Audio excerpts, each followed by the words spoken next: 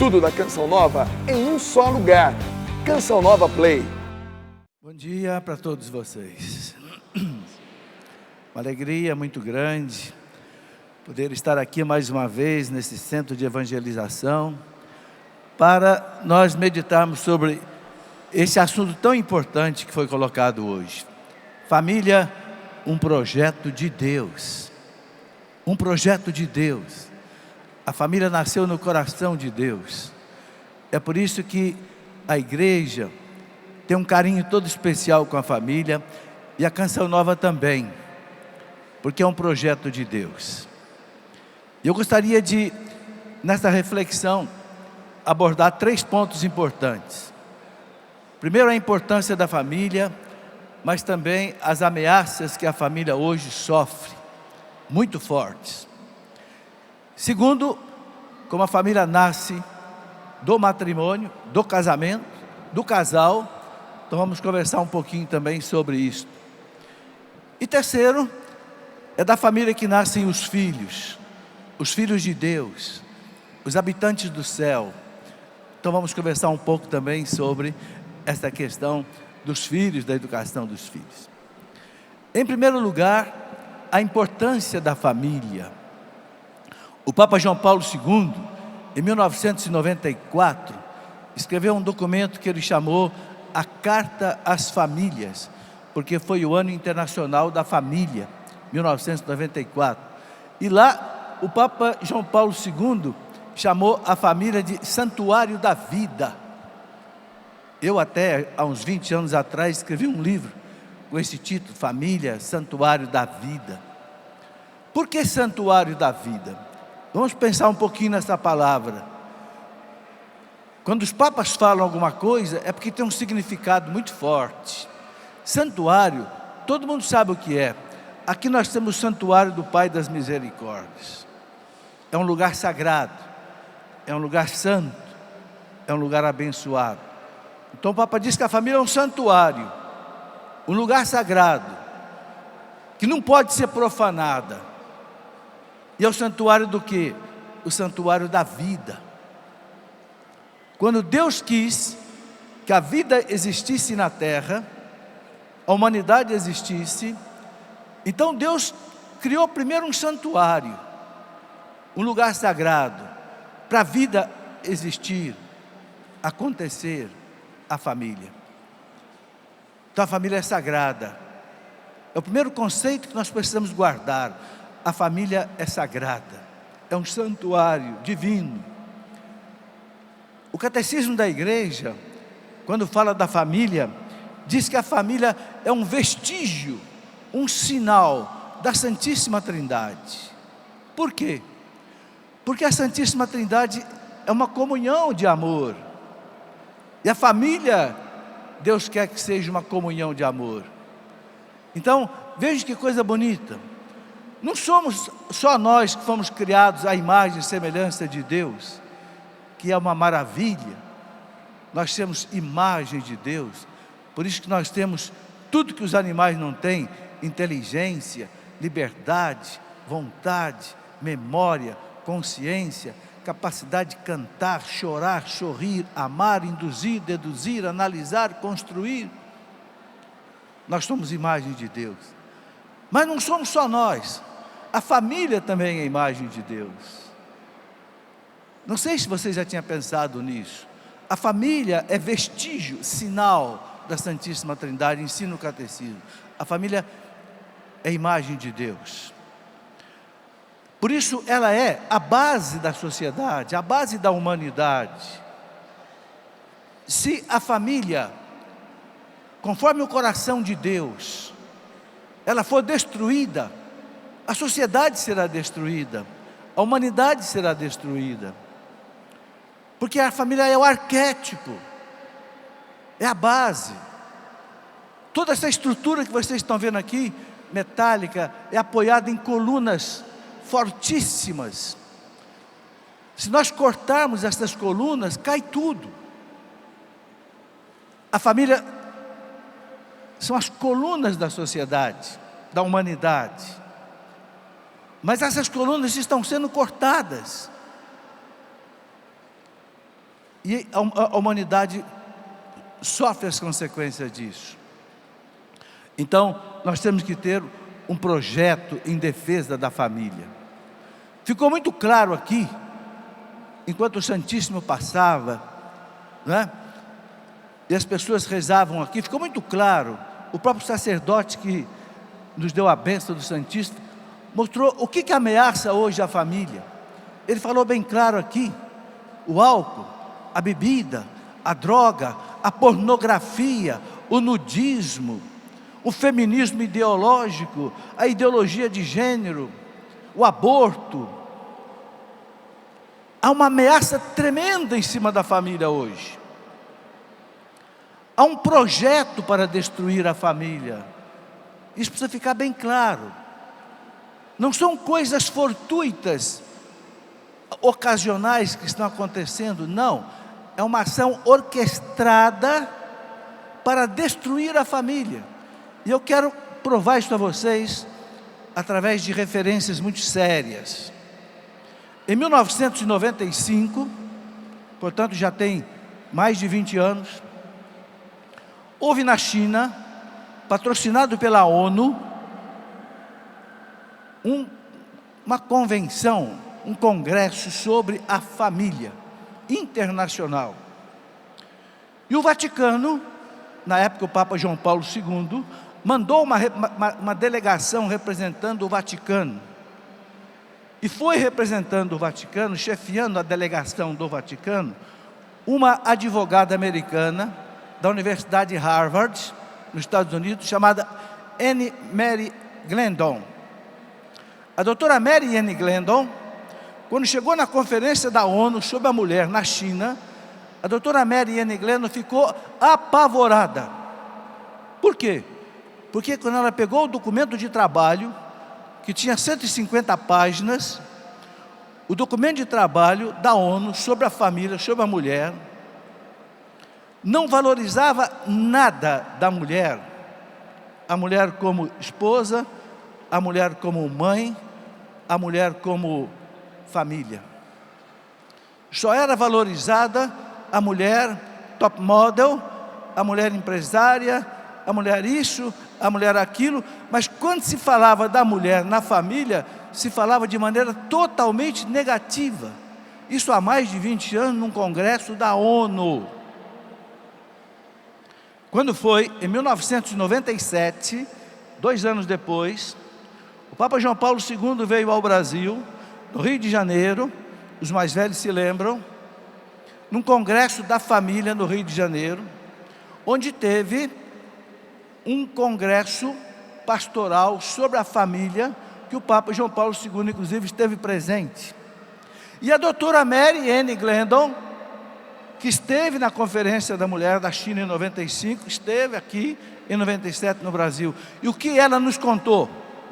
Ela nos contou que no Congresso da China em 95, sobre a família, estava sendo pregado a destruição da família. A expressão que ela usou é essa: a desconstrução da família. Porque o que foi pregado ali é que a família, de acordo com o coração de Deus, onde tem um pai, uma mãe e os filhos, é algo arcaico, ultrapassado, que precisa acabar. Então foi uma pregação sistemática contra a família, contra o casamento e contra a maternidade. A doutora Mary Anne Glendon destacou bem isso. Quando se falava de família, só se falava de maneira negativa. A família é negativa. Na família, o marido explora a mulher, e o marido e a mulher exploram os filhos. E a família é concentradora de renda, então a família provoca uma injustiça social, dentro de uma linha marxista, comunista, que hoje move o movimento feminista ideológico. Esse movimento feminista exagerado, radicalíssimo, que sai por aí pregando aborto, pregando eutanásia, pregando manipulação de embriões. É algo orquestrado que hoje se volta contra a família. O Papa São João Paulo II, no documento que eu já falei, Família Santuário da Vida, a Carta às Famílias, ele fala uma frase muito importante, que eu li a primeira vez e nunca mais eu esqueci. Ele diz assim: como o mal não pode vencer a Deus, não consegue vencer Deus, então ele quer destruir a principal obra de Deus, a família. O mal não pode vencer Deus, então ele quer destruir a principal obra de Deus, que é a família. Está na Carta às Famílias do Papa João Paulo II. Então vocês percebem que toda essa articulação que existe hoje, a favor de aborto, a favor de divórcio, a favor de manipulação de embriões, esterilização em massa, ideologia de gênero. Ideologia de gênero? Ensinar para uma criança que não existe sexo, que ela não é nem menino e nem menina, ela é criança. Você vai escolher seu sexo depois que você crescer. E você pode ser heterossexual masculino, heterossexual feminino, bissexual, transexual, transgêneros. Dizem que nos Estados Unidos já tem mais de 50 gêneros. Não se fala mais sexo, porque sexo é masculino e feminino. Agora é gêneros. Meus irmãos, se acabar o sexo, acaba a família. Se não tem mais homem nem mulher definido, acaba o casamento conforme o coração de Deus. Porque Deus, quando fez o homem e fez a mulher, Ele disse para Adão e Eva, está lá no Gênesis 2:24, o homem deixa a casa do seu pai, se une à sua mulher, e sereis uma só carne. Este é o projeto de Deus. Esse é o projeto, é a raiz da família de Deus. Deus fez o homem, viu que o homem sozinho não era feliz, então disse a Adão: eu vou lhe dar uma ajuda adequada. E fez Eva, completamente diferente, complementar. Sereis agora uma só carne. Uma só carne quer dizer uma realidade unida, ok? Carne na Bíblia quer dizer natureza humana. O espírito é forte, mas a carne é fraca, disse Jesus. Então Deus quer que o casal, homem e mulher, sejam unidos, muito unidos.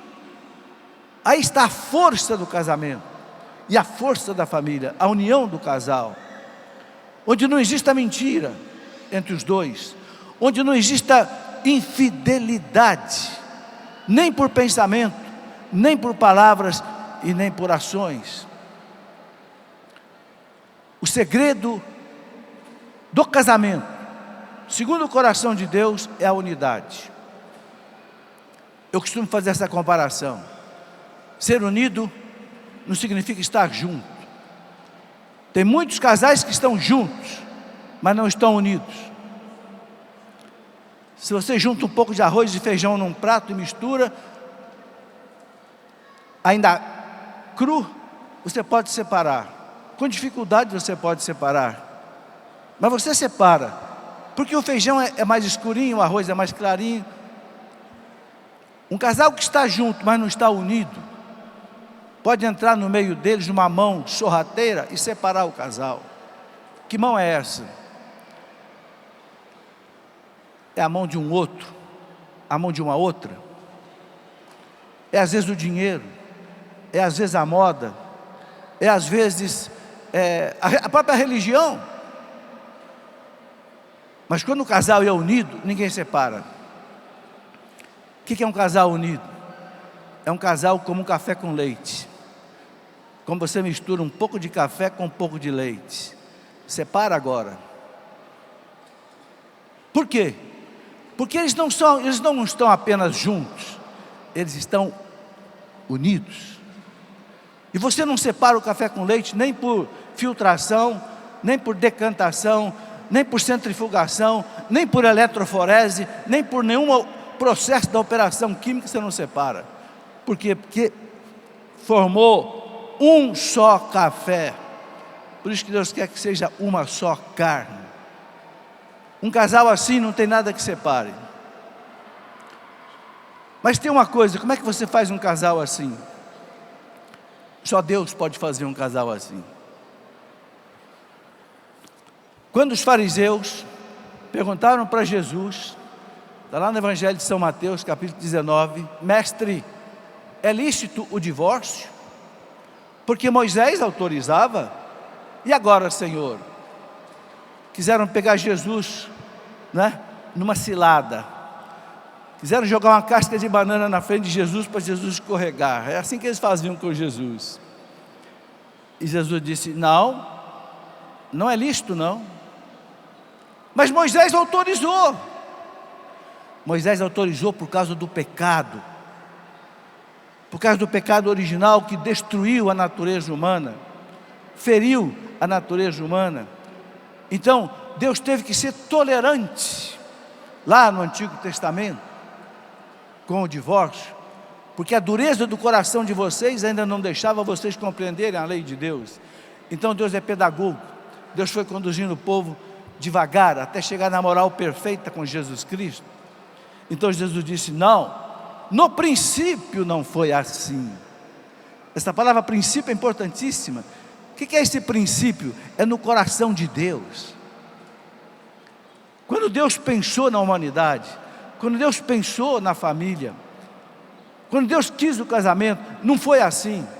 E aí Jesus cita a frase do Gênesis. Vocês não leram o que disse Deus? O homem deixa a casa do seu pai, se une à sua mulher, e sereis uma só carne. Vocês não leram isso lá no princípio? Lá no Gênesis, lá na origem? Portanto, não separe o homem o que Deus uniu. Isso Jesus acrescentou, isso não estava no Gênesis. Não separe o homem o que Deus uniu. Bem, a gente sabe que de vez em quando Deus não uniu, né? Há casamentos que a igreja declara nulos. Há 19 razões do Código de Direito Canônico da igreja, pelos quais o tribunal da igreja pode dizer, esse casamento de vocês não aconteceu, não foi válido. Por quê? Porque não houve um consentimento pleno. Se não há um consentimento pleno, um sim absoluto, querido, amado, desejado, o casamento pode ser nulo. É por isso que o sacerdote faz 3 perguntas ao casal que vai se casar, não é? A primeira pergunta, vocês querem se casar? Estão aqui, é de livre e espontânea vontade? Ninguém aqui está com medo? Vocês não estão se casando obrigados? Não tem uma ameaça por trás de vocês? Não tem uma chantagem? Você quer casar com ela só porque ela está grávida? Isso não é motivo para casar? Vocês querem casar mesmo? Não tem nenhum obstáculo ao sim, ao consentimento de vocês? Não, sim, queremos.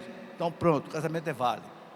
Mas muitas vezes, a ignorância por trás, há medo por trás, há dolo por trás, a chantagem por trás, é quando o tribunal da igreja detecta que aquele casamento não aconteceu, não valeu. Então a igreja dá, né, uma declaração de nulidade do casamento. Mas quando o casamento valeu, Jesus diz, não separe o homem o que Deus uniu. Agora aqui presta atenção nessa palavra, o que Deus uniu. Ora, meus irmãos, se é Deus que une o casal, é Deus que mantém o casal unido. Qual é o casal que se separa? É o casal que não tem Deus, é o casal que não tem a graça de Deus. Jesus disse, não separe o homem o que Deus uniu. Nós todos sabemos que a nossa natureza foi enfraquecida pelo pecado original. Esse mistério que aconteceu na origem da humanidade, que a gente não entende direito, mas que a igreja diz para nós que é um dogma de fé. Tanto é que houve uma heresia no tempo de Santo Agostinho, né? A heresia chamada pelagianismo, de um monge chamado Pelágio, que ele começou a dizer que o pecado original não existiu, não. O homem pode se salvar sozinho, sem precisar da graça de Deus. O homem é forte. Santo Agostinho disse: o quê? Mais do que ninguém, Santo Agostinho experimentou a necessidade da graça de Deus, porque ele era um homem mundano, ele era um homem devasso, ele é um homem que com uns 30 anos de idade, solteiro, já tinha um filho, o seu Deodato, dado por Deus. Ninguém como Santo Agostinho experimentou a necessidade da graça de Deus para se converter, mudar de vida. Por isso que ele é chamado doutor da graça, Santo Agostinho. E Santo Agostinho combateu Pelágio fortemente, até que levou a questão para Roma, e o Papa Celestino condenou o pelagianismo. Então Santo Agostinho disse aquela frase que ficou famosa: Roma locuta causa finita. Roma falou, encerrou a questão. A igreja sabe que o pecado original é uma verdade absoluta. Vou dar um exemplo muito simples para você entender. Pegue uma criancinha de 2 anos de idade, inocente, pura, não tem pecado. Por quê? Porque não tem ainda o uso da razão. Mas não é verdade que uma criancinha de 2 anos de idade faz coisas más? Morde a amiguinha, não morde? Pega um pau e bate na cabeça da amiguinha porque pegou um brinquedo dela. De onde é que vem esse mal? Uma criança inocente que não tem pecado. De onde vem esse mal? Vem do pecado original. Que Deus não faz nada com defeito. Se cada um de nós experimenta dentro de nós mesmos as paixões desordenadas, contra as quais nós temos que lutar com a graça de Deus, com a oração, com a confissão, com a Eucaristia, não é? Com a palavra de Deus, com a mortificação, com o jejum, com a esmola. Que combate espiritual terrível, meus irmãos, cada um de nós tem que travar contra o pecado. Por quê? Porque a nossa natureza foi adoecida, ficou enferma por causa do pecado original. Onde é que eu quero chegar? Eu quero chegar no casamento. Toda essa fraqueza chegou no casamento, e é por isso que os casais brigam, têm ciúme, têm inveja, têm rancor, se separam, às vezes até se matam, não é verdade? São as paixões desordenadas que digladiam em nossos membros, como dizia São Paulo. E qual é a solução para isso, meus irmãos? Nosso Senhor Jesus Cristo, o Salvador. Ele morreu nessa cruz, Ele derramou o seu sangue, primeiro para que todos os nossos pecados fossem perdoados, e segundo, Ele ficou na Sagrada Eucaristia, para que nós tenhamos nele o remédio e sustento para a nossa vida. É por isso que eu digo, quando Jesus diz: não separe o homem o que Deus uniu, se Deus não continuar unindo, o casal se separa. Se você que é casado, preste bem atenção no que eu vou dizer. Eu fui casado 40 anos, estou viúvo há 6 anos. Eu sei o que é o casamento, e sei também o que é ser viúvo. Tanto os casados quanto os viúvos, se quiser ser um viúvo digno, não pode se separar de Deus.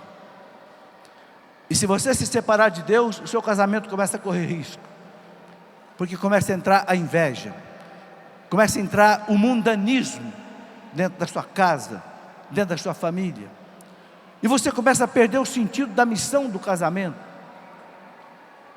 E aí o casal não quer mais ter filho nenhum, o casal só quer saber de passeios, o casal só quer, esquece qual é o sentido da família e do casamento.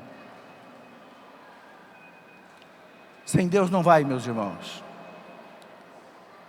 não é? A família que reza unida permanece unida. Essa frase vem lá de Nossa Senhora de Fátima. A família que reza unida permanece unida. O casal que reza unido permanece unido. Está provado, meus irmãos, está provado. O casal que reza, o casal que vive na igreja, o casal que recebe os sacramentos, o casal que se confessa, que comunga, esse casal não se separa. Esporadicamente, pode acontecer um caso ou outro, mas na normalidade, é um casal que atravessa as tempestades da vida, segurando nas mãos de Deus, e vence as tormentas. E aí eu queria então entrar um pouco agora, na questão exatamente do casal. O casal é a base da família, porque é ali que Deus instituiu o casamento. Por que Jesus vai nas bodas de Caná? A única vez que um dos 4 evangelistas narra que Jesus foi num casamento, é o Evangelho de São João, capítulo 2. Por que Jesus foi nesse casamento? E ali, ele fez o seu primeiro milagre. E São João termina dizendo que os seus discípulos creram nele, e ele manifestou a sua glória. Ou seja, numa festa de casamento, ele manifestou a sua divindade. Fez o seu primeiro milagre, transformou 600 litros de água em vinho, da melhor qualidade, porque ali nascia uma família, ali nascia, uma vida nova para o mundo. O Papa João Paulo II, quando comenta isso, numa das suas alocuções, o Papa João Paulo II dizia assim: o que significa Jesus nas bodas de Caná? E ele fala, significa que Jesus quer estar na sua casa. Jesus quer estar no seu casamento. Jesus quer estar transformando água em vinho no seu casamento. E Maria está junto, pedindo a Ele. Eles não têm mais vinho, eles não têm mais dinheiro, eles não têm mais saúde, eles não têm mais tolerância. Então a presença de Maria e de Jesus nas bodas de Caná significa, meus irmãos, que Jesus e Maria não pode faltar na vida do casal, sob pena do casamento perecer e a família perecer. E aí nós temos que tomar cuidado com muitas coisas, meus irmãos. Sabe, o demônio quer destruir a família, então a primeira coisa que ele quer destruir é o casamento. Então foi falado bem claro aqui as ameaças que o casal hoje sofre. Cuidado com essa pornografia desenfreada, satânica, que hoje rola pela internet, rola pelo telefone celular, roda pelas mídias, pelos vídeos, por aí afora. A profanação do corpo humano, que é templo da Santíssima Trindade. São Paulo diz na carta aos Coríntios: vós sois o templo do Espírito Santo. Se alguém destruir o templo do Espírito Santo, Deus destruirá, porque o templo de Deus é sagrado, e o templo de Deus sois vós. São Paulo fala, quem peca contra o corpo, é um pecado terrível, porque é um pecado no próprio corpo, diferente de um pecado que é fora do corpo. E o que nós vemos hoje nós vemos uma apologia da pornografia. Cuidado, meus irmãos. Só para vocês terem ideia, os Estados Unidos faturam mais de 10 bilhões de dólares com vídeos pornográficos. E quem é que consome esses vídeos pornográficos? Somos nós. O Japão fatura mais de 5 bilhões de dólares em vídeos pornográficos para espalhar pelo mundo, porque dá muito dinheiro. E esses vídeos estão na casa das famílias, estão entrando nos corações dos jovens, está fazendo uma desgraça. Para vocês terem ideia, eu escrevi um livro sobre pornografia, preocupado com esse assunto, então eu fui estudar a coisa com profundidade. Meus irmãos, um estado americano de Utah, o governador de Utah, nos Estados Unidos, declarou a pornografia no estado como problema de saúde pública. tal a quantidade de jovens que estão ficando perturbados, perdendo condição de trabalhar, e os psiquiatras e psicólogos dizendo até que o vício da pornografia se compara, de certa forma, com a droga, porque coloca a pessoa num mundo diferente. Isso tudo cai sobre a família, cai sobre os jovens. Então vocês estão vendo quanta coisa ameaça a família hoje. Por isso, meus irmãos, temos que tomar cuidado com os nossos filhos. Aqui eu gostaria de então analisar um pouquinho da questão também dos filhos. Existe na Bíblia um capítulo muito importante para os pais, que se chama a educação dos filhos. Livro do Eclesiástico, no capítulo 30. No capítulo 3, Deus fala ali para os filhos que precisam ter todo o carinho com os pais. E no capítulo 30, fala dos pais que precisam ter todo o carinho com os filhos. A família, meus irmãos, hoje está sofrendo muitas coisas através da mídia, através da moda, através da globalização, que está prejudicando muito a família. Por exemplo, hoje existe um individualismo na família terrível. Muitas famílias vivem cada um para si, Deus para todos. Tem filho que entra na casa, sai da casa, como se a casa fosse uma república que ele mora, uma pensão onde ele vai comer, beber, tomar banho, dormir e vai embora. Esquece que tem um pai, que tem uma mãe, que também tem problema. Há um individualismo. Há um mundanismo entrando dentro das nossas casas. São João, numa das suas cartas, São João diz: o mundo jaz no maligno. Jaz quer dizer o quê? Dorme, descansa no maligno. Não é esse mundo belo que Deus fez, não. O mundo da beleza, da natureza, não, esse mundo é belo. É o mundo do pecado. É o mundo daqueles que deixaram o pecado tomar conta de si. É o mundo da imoralidade. É o mundo da corrupção. É o mundo da inveja. É o mundo da soberba. O mundo da ganância. O mundo do ódio. O mundo da preguiça. Esse é o mundanismo. Mundanismo é uma injeção de pecado que vai entrando nos nossos lares, e nós temos que tomar muito cuidado, porque vai entrando sorrateiramente, homeopaticamente. Não sei se vocês conhecem uma experiência que uma vez um cientista russo fez, Pavlov. Pavlov fez uma experiência interessante uma vez. Ele pegou um sapo e jogou o sapo dentro d'água quente. O sapo pulou para fora na hora. Mas depois o Pavlov fez diferente. Ele pegou o sapo, colocou o sapo na água fria, e o sapo ficou ali. E ele foi aquecendo a água devagarinho. O sapo morreu queimado pela água quente e não pulou para fora. Por quê? Porque o sapo está acostumando com o calor.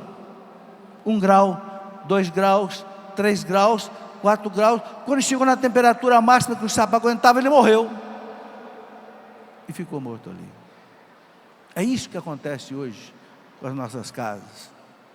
Homeopaticamente, gota a gota, o mal vai destilando o pecado, e nós vamos acostumando com isso. Começamos a achar que é normal. Todo mundo faz. Porque todo mundo faz, então é normal. Não é porque todo mundo faz que Deus aceita. Nós temos uma regra, nós temos uma Bíblia, nós temos 10 mandamentos. Não se pode jogar por terra o não matar. Não se pode jogar por terra o não roubar. Não se pode jogar por terra o não pecar contra a castidade, por pensamentos, por palavras e por atos. Mas as coisas vão ficando normais. Aí tem padre já aceitando ideologia de gênero. Eu já vi padre pregando a favor de ideologia de gênero. Padre, pasmem. Já vi padre pregando que o homossexualismo é válido, porque tudo é amor. Se tudo é amor, então é amor, é válido. Ah, tudo é amor, então tudo vale. Então se um homem casado se apaixona por uma outra mulher que não é dele, então é válido ele trair a esposa legítima? Amor não é essa bagunça não, meus irmãos. Amor significa fidelidade. Amor significa uma aliança no dedo. Eu te recebo como minha mulher, como meu marido. E eu juro, prometo, ser-lhe fiel na saúde, na doença, na riqueza, na pobreza, todos os dias da minha vida.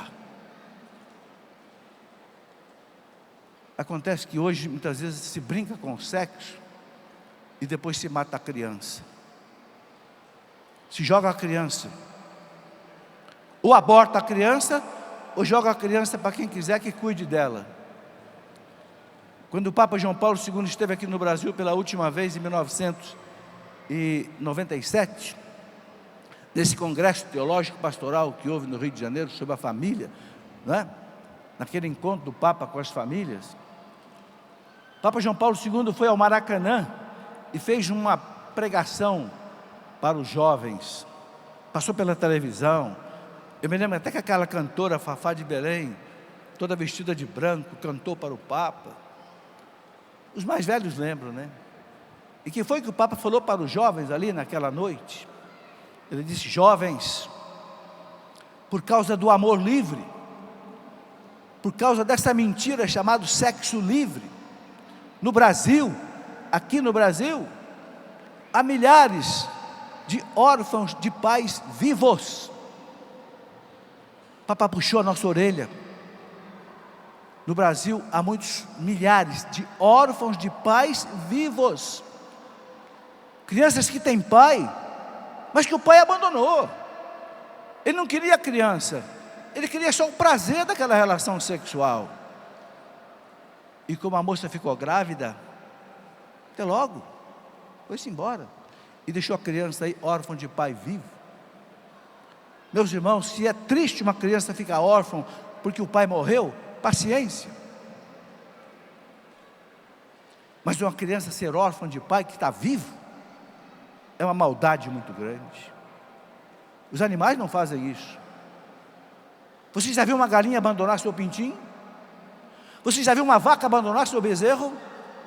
Pelo contrário, quando eu era menino, que meu pai tinha uma fazenda, a gente buscava vaca no campo que tinha dado cria, chegava perto do bezerro, a vaca vinha com tudo em cima da gente, e a gente tinha que correr muito para não ser pego. O animal ama a sua cria, e o homem é capaz de abandonar o seu filho. Esta é a realidade que hoje atinge a família. E por quê? Porque a imoralidade, o pecado, o mundanismo entrou na família. Porque se rasgou o 6º mandamento da lei de Deus, o não pecar contra a castidade. E o que nós vemos hoje? Nós temos uma mídia que estimula o sexo fora do casamento. No dia dos namorados agora, eu recebi no meu celular uma propaganda, um motel fazendo promoção do preço para namorados irem ao motel transar. Quer dizer, o namoro virou sexo livre. Não existe mais a necessidade de colocar uma aliança na mão da moça e dizer: eu te prometo fidelidade até o final da vida. O sexo, meus irmãos, a igreja ensina que é o selo do casamento. Só tem sentido o ato sexual depois que o casal jurou fidelidade um ao outro até a morte. Porque daquele sexo vai nascer filhos. Esses filhos têm que ter um lar, têm que ter estabilidade, têm que receber amor. Mas hoje se vende o namoro como uma porta aberta para viver a vida sexual, sem compromisso, sem sentido. Se não der certo, fica aqui, fica ali, fica acolá, e toca o barco para frente. E o que vai ser depois desses casais criados nessa mentalidade imoral? Serão casamentos que vão depois se arrebentar lá na frente. Então vejam que missão nós temos pela frente, nós cristãos, nós católicos, de trabalhar com a família. Uma missão muito grande. As pastorais familiares, meus irmãos, eu considero as pastorais mais importantes da igreja. Eu aplaudo aqueles casais que se integram numa pastoral familiar, ajudam a paróquia a formar os casais. E essa formação começa onde? Essa formação começa no namoro. Queria contar uma história para vocês que aconteceu comigo. Há uns 20 anos atrás, eu fui pregar um retiro lá em Recife, no Colégio Damas, em Recife, para jovens da Renovação Carismática Católica, a liderança do estado de Pernambuco. Eu acho que havia mais ou menos 1000 jovens no congresso. E o assunto foi esse: namoro, sexo, casamento, para jovens, né? Quando acabou o encontro, no domingo à tarde, um grupo de jovens subiu ao palco e veio conversar comigo. Professor, por favor, escreva um livro sobre namoro. Isso tudo que o senhor pregou aqui. Eu digo, mas vocês não têm? Não, não tem. Tá bom, vou escrever. Já estava tudo na minha cabeça. Fui para casa, minha esposa digitou. Uma semana o livro estava pronto. Mas eu falei para ela, eu acho que esse livro não vai dar certo não. É um livro, embora fosse um livro fino assim, 130 páginas, 140 páginas, eu acho que não vai dar certo porque eu estou falando de um livro de sexo cristão, namoro cristão, sem vida sexual. Você acha que alguém vai querer ler isso? E ela disse, vamos lançar. Os jovens pediram, vamos lançar. E eu tomei cuidado de colocar na primeira página do livro uma frase do Paul Claudel. Paul Claudel foi um teatrólogo francês que se converteu, já adulto, muito bom, depois se tornou um grande cristão.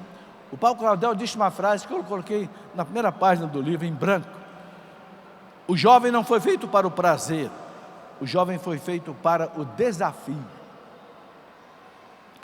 Eu queria que cada jovem que abrisse o livro encontrasse logo uma frase. Você está diante de um desafio. Que desafio é esse? É viver um namoro diferente, um namoro cristão, um namoro sem vida sexual, um namoro que significa você conhecer o outro, amar o outro, respeitar o outro, ajudar o outro a crescer e não destruir a vida do outro, colocando o carro na frente dos bois. E nesse livro eu vou ensinar uma das coisas mais importantes para os jovens, que nós precisamos ensinar para os jovens, porque a família começa no namoro, gente. Vocês todos que são casados aqui, alguém se casou aqui sem namorar? Não existe mais casamento marcado pelos pais como antigamente. Todos nós namoramos. Então o namoro é o alicerce do casamento. Então é muito importante trabalhar nas pastorais familiares com namoros. Aqui em São José dos Campos, uma cidade aqui perto de nós, tem um padre muito dinâmico, na paróquia do Espírito Santo, né? Padre André, que ele faz encontros para namorados, e várias vezes já me convidou para ir lá pregar para os namorados. Que coisa bonita, você poder refletir com os namorados, o que é o casamento, o sentido do casamento, o que é você ser pai, o que é você ser mãe. Não é um curso de noivos, é um curso de namorados. O que significa o namoro? O que significa você respeitar o outro? Amar é diferente de gostar. Gostar é você usa alguma coisa que te dá prazer, isso é gostar. Você pega uma laranja, você diz que você gosta da laranja, o que você faz com a laranja? Você corta toda a casca da laranja, corta a laranja no meio, espreme a laranja nos dentes e joga o bagaço no lixo, e você diz, você gosta da laranja? Gosta nada, você gosta de você, e você destrói a laranja. Eu gosto de cigarro, o que eu faço? Põe fogo nele. Eu gosto de maçã. como toda maçã e joga aquele cabinho no lixo. Isso é egoísmo. No namoro você não pode gostar da namorada, como se ela fosse uma laranja que você tira dela todo o prazer, depois passa para outro, ou joga no lixo. Amar é diferente de gostar. Amar é querer o bem das pessoas. Gostar, eu quero a minha satisfação prazerosa. Tem que haver essa diferenciação entre amar e gostar. Então, é muito importante trabalhar com a questão do namoro, não é? E que coisa bonita, sabe? Eu preciso acabar de contar a história desse livro. Esse livro que eu pensei do namoro, que não fosse ser vendido, de todos os livros que eu já escrevi, que são bastante, este é o livro mais vendido de todos. Para minha satisfação, não financeira, para minha satisfação, o que? Os jovens querem um namoro sério.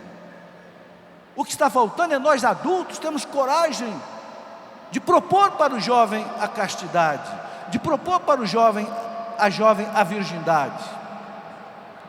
Parece que nós estamos com medo, porque se você falar de virgindade hoje, você vai ser zombado. Se você falar de castidade, você vai ser zombado. Então a gente fica meio com o pé atrás. Não, a lei de Deus é a lei de Deus. Quantos e quantos mártires, meus irmãos, derramaram sangue para não violar a lei de Deus? Celebramos estes dias, nessa semana, a festa daquela santinha, Santa Maria Gorete, 12 anos de idade. Para não ser violentada sexualmente, ela preferiu ser morta com não sei quantas facadas, para não entregar o seu corpo de jeito nenhum. 12 aninhos de idade. Vejam, quando a pessoa tem amor a Deus, tem amor à sua lei, porque a lei de Deus é perfeita. Então nós temos que viver isso, né, com muita seriedade. Mas voltando aqui aos pais e aos filhos, né, uma das coisas que o livro do Eclesiástico fala ali no capítulo 30, é que os pais precisam corrigir os seus filhos, né? Quem ama o filho corrige. Hoje nós estamos vivendo uma época em que não se pode mais dar uma palmadinha no bumbum da criança que você vai responder lá no conselho tutelar. Você não pode mais dar um servicinho para a criança que você já está explorando a criança, e daqui a pouco você é levado lá no conselho tutelar. Que mundo é esse que nós estamos vivendo? A melhor coisa que aconteceu na minha vida foi eu trabalhar desde criança. Meu pai tinha fazenda, não era uma grande fazenda, muita dificuldade, 9 irmãos. Às vezes o empregado que ia tirar o leite, não ia tirar o leite porque estava doente ou porque não podia. Meu pai acordava nós todos, vamos todo mundo para a roça. Eu ajudava a amarrar pé de vaca, com 10 aninhos de idade. Eu montava um cavalo no campo e ia buscar o gado que estava lá no campo. Depois eu ia ajudar a tratar do gado. Mas não saía da escola não, estudava, mas nas férias ia trabalhar. Foi a melhor coisa na minha vida. Aprendi a trabalhar desde criança, aprendi a ter responsabilidade. Hoje os pais não querem mais dar responsabilidade para os filhos. Hoje os pais têm medo de dar responsabilidade para os filhos. Você tem que ensinar o seu filho sim a ter uma responsabilidade dentro de casa, a comer, pegar o prato, levar para a cozinha, e se puder até lavar o prato dele. Por que não ajudar você a varrer a casa? Por que não ajudar você o serviço que a criança pode fazer? A criança vai adquirindo o hábito do trabalho, a criança vai adquirindo o hábito da responsabilidade. Amanhã, quando ela for um professor, quando ela for um médico, quando ela for alguém, ela vai ter o senso da responsabilidade, porque aprendeu em casa. O lar, meus irmãos, é a escola de virtudes. É no lar que a criança tem que aprender o caráter. O que é meu, o que não é meu, não é meu.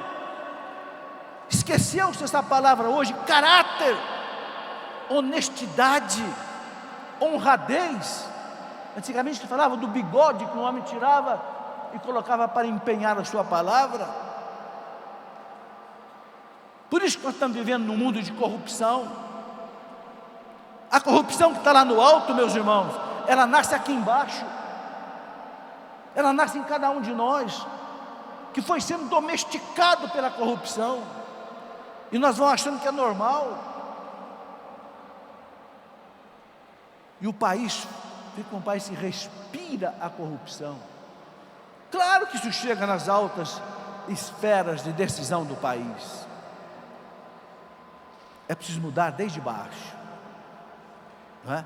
Então, os pais não podem ter medo de dar responsabilidade pelos filhos. Os pais não podem ter medo de deixar os filhos participar dos problemas do lar. A criança tem que participar das alegrias e das tristezas do lar, porque a criança tem que aprender a aceitar as perdas da vida. Todos nós temos perdas na vida.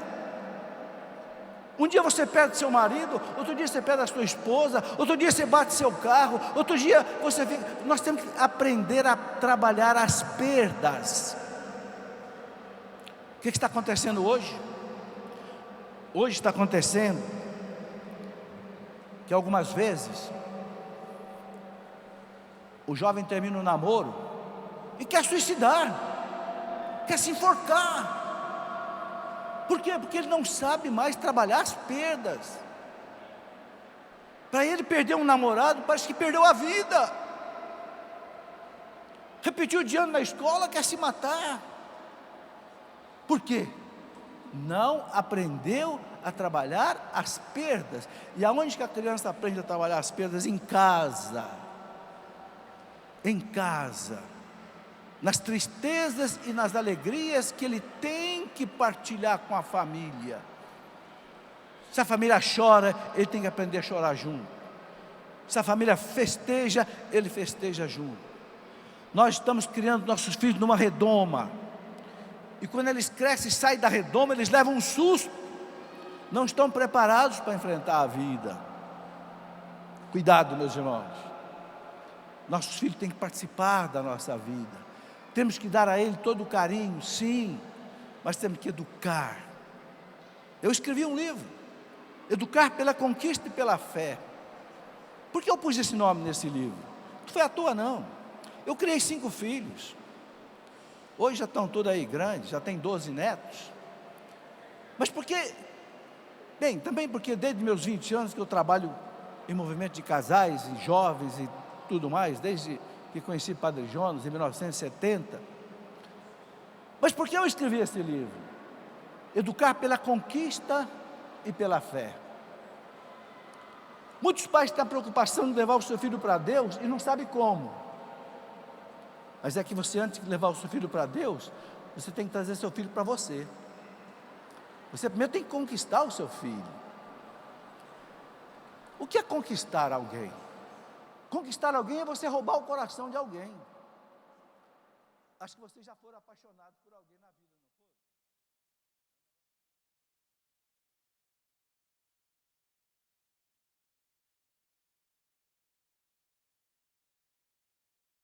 O outro roubou a sua liberdade. Vamos comigo para a festa? Vamos. Vamos no futebol? Vamos. Vamos para a praça? Vamos. Vamos tomar sorvete? Vamos. Você não quer lugar nenhum, você quer estar junto com o outro. Não é isso? Porque você está apaixonado. Porque o outro conquistou você. Porque o outro ganhou seu coração. O pai tem que conquistar o filho. A mãe tem que conquistar o filho. Como? Sabe por que eu comecei a pensar em tudo isso? Porque um dia eu estava na cidade aqui de São José dos Campos e passou na minha frente um carro, uma Kombi, e tinha uma frase escrita na Kombi, estava escrito assim: conquista o teu filho antes que o traficante o faça. E eu tinha 5 adolescentes em casa. Eu falei, meu Deus, conquista o teu filho antes que o traficante o faça? E eu comecei a pensar, o que é conquistar o filho? Será que eu vou ter que dar para ele o tênis caro, a camisa cara, a bicicleta cara? Eu falei, não é por aí. Porque se para conquistar o filho eu tiver que gastar tanto dinheiro assim, o pobre está roubado. Que o pobre não vai poder conquistar o filho nunca. Aí eu comecei a entender que conquistar o filho não é com aquilo que você dá para o seu filho, é aquilo que você é para o seu filho. Não precisa gastar dinheiro, tem que gastar você. Tem duas maneiras que as pessoas querem conquistar o filho. Uma é gastando dinheiro, não funciona. Você tem que gastar você, gastar seu tempo. Aí eu comecei a entender o que é conquistar um filho. É levar seu filho para jogar bola com você. Eu tinha 4 homens, né? É levar seu filho para andar de bicicleta com você, andar a cavalo com você, soltar pipa com você, passear no parquinho com você, gastar seu tempo com o seu filho. Deixe o celular do lado. O celular está separando pais e filhos. Tem criança pedindo para o pai, pelo amor de Deus, deixa um pouco o seu celular e falar comigo. Onde é que nós vamos parar, gente? Antes era a televisão. Antes a televisão era o jornal. Agora vem o celular. Daqui a pouco... E a criança fica carente, anêmica de amor. Depois fica uma criança que não sabe enfrentar a vida. João Paulo II disse: aquela pessoa que não fez uma experiência do amor, que não fez do amor algo seu. Papa João Paulo II fala, para ela a vida se torna um horizonte escuro. Não, meus irmãos, nós temos que gastar tempo com a criança. E quando você conquista a criança, aí você pode levar a criança para Deus. Depois que você ganhar o coração do seu filho, você vai dizer: meu filho, vamos rezar comigo? Ele: vamos, pai. Vamos para a missa comigo? Vamos, pai. Vamos ler esse livro aqui? Vamos. Eu experimentei isso na minha vida, graças a Deus. Conquista o teu filho e depois você leva seu filho para Deus. Funciona. E aí você vai moldar o seu filho do jeito que você quiser, porque o coração dele está na sua mão. Você entendeu? O sentimento dele está na sua mão. Isso não é uma fraude, isso não é uma chantagem. Não, isso é uma delicadeza do amor, para você fazer dele um grande homem, uma grande mulher. Ok? Mas tem mais coisas importantes nisso. Para que você possa conquistar o seu filho, algumas coisas que são necessárias. Você não pode, por exemplo, humilhar seu filho. Uma criança, quando é humilhada pelo pai, ela fica com raiva do pai. Como é que esse pai vai depois conquistar essa criança? Um pai que bate na criança, que ofende a criança, que xinga a criança, travou, perdeu essa criança. Ele não consegue, ele cria um muro de separação. Ah, mas eu tenho que educar, eu tenho que corrigir, sim, tem que educar, mas com jeito, com carinho.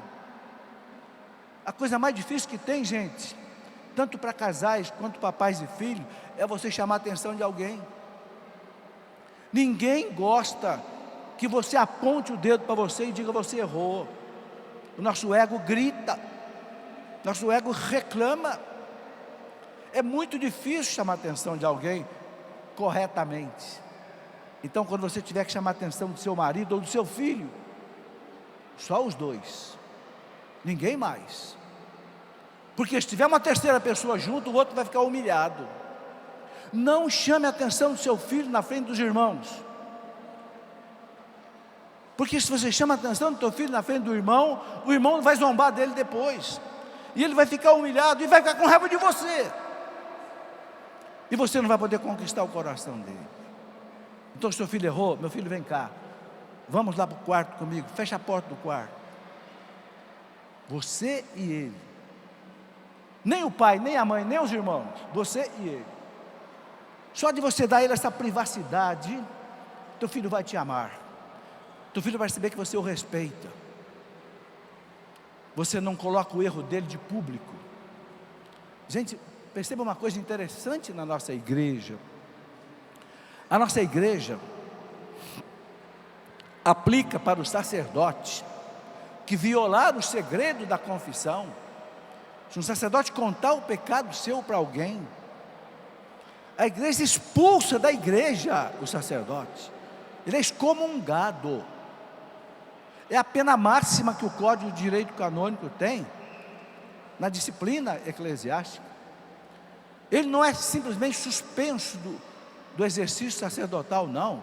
Ele não é suspenso ad divinis, não. Ele é excomungado e colocado para fora da igreja, se ele contar o seu pecado para alguém. Olha a privacidade que a igreja nos dá na confissão. Mas a gente não faz isso com os outros, não. A gente sai contando o pecado dos outros para todo mundo. A gente chama a atenção do filho até na frente da namorada. Eu já vi isso. Um pai esculhambando um filho na frente da namorada. Esse filho vai ficar com ódio desse pai. Não tem como. Não tem como conquistar um filho desse jeito. Sabe, queridos pais, nós também temos que pedir perdão para os nossos filhos. Tinha um provérbio antigo que dizia que pé de galinha não mata pinto, né? O pessoal que lembra como é que criava a galinha antigamente, a galinha pisa no pintinho, ele dá umas piadas fortes, mas continua. Mas na família não pode ser assim, não.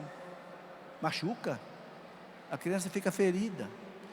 Então, sabe, se você pisou pesado no seu filho, na sua filha, peça perdão para ele. Não é feio, não. Eu já passei por isso. Eu já tive que pedir perdão para filho meu, e foi uma coisa muito boa. Um dia eu pedi perdão para um filho meu, não vou entrar aqui em detalhe o porquê foi, mas quando eu pedi perdão a ele, ele chegou perto de mim e disse 2 palavras e 2 lágrimas: obrigado, meu pai. Foi só o que ele disse. Eu senti nesse obrigado, meu pai, naquelas lágrimas, eu senti tudo que ele quis dizer. O Senhor se resgatou diante de mim. O Senhor me ama. O Senhor desceu do pedestal e compreendeu a minha dor. Sabe, nós não podemos deixar, meus irmãos, criar um muro de separação entre pais e filhos. De jeito nenhum. Em nome de Deus, pelo bem da família, pelo bem do próprio filho. Eu acho muito interessante que o livro do Eclesiastes, no capítulo 30, ele fala uma coisa muito interessante, não é? Quando ele fala da correção dos filhos, eu quero até pegar essa citação, porque vale a pena indicar para vocês. Eclesiástico 30, não é? Fala assim,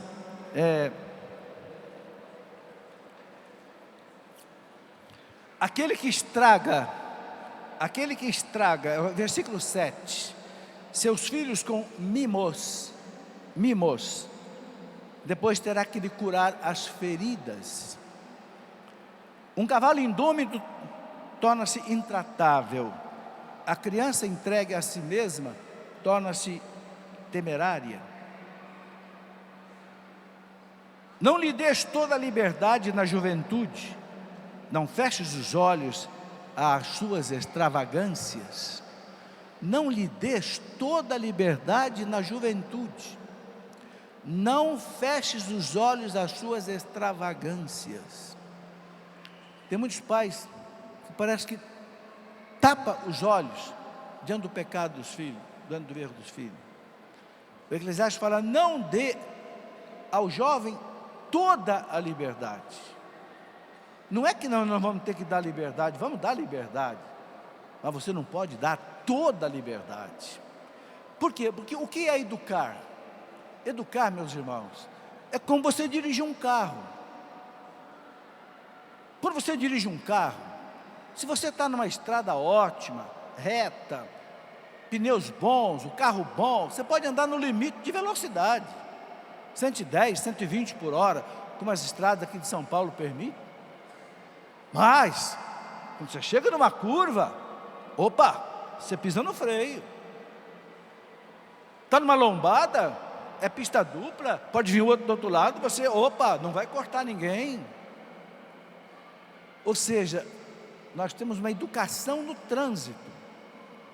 Educar os filhos é isso. Não lhe dê toda a liberdade. Ok?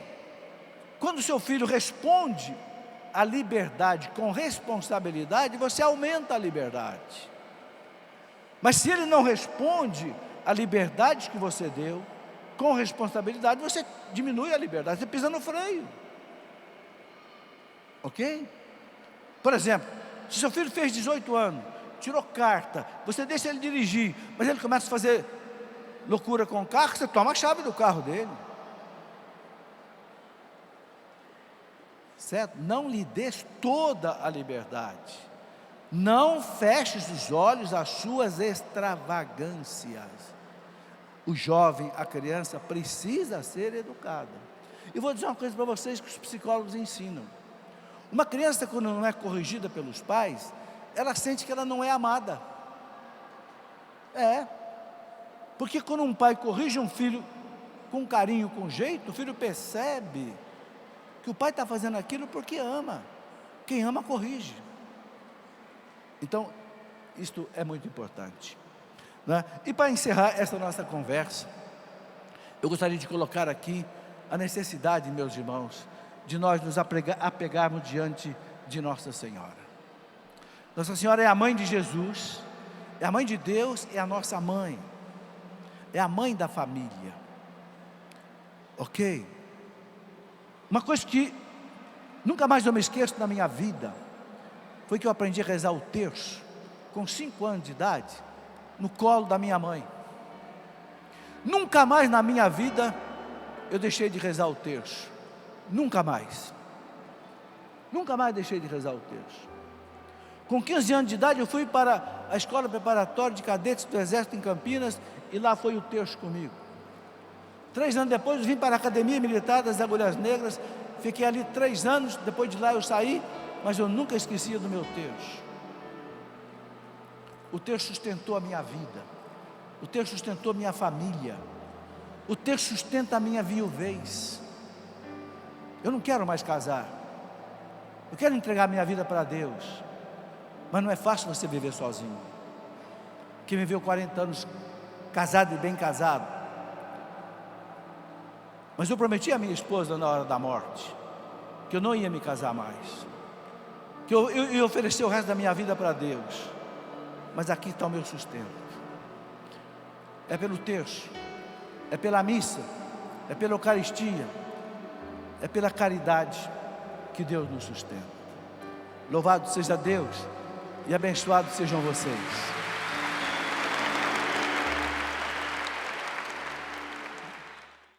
Tudo da Canção Nova em um só lugar. Canção Nova Play.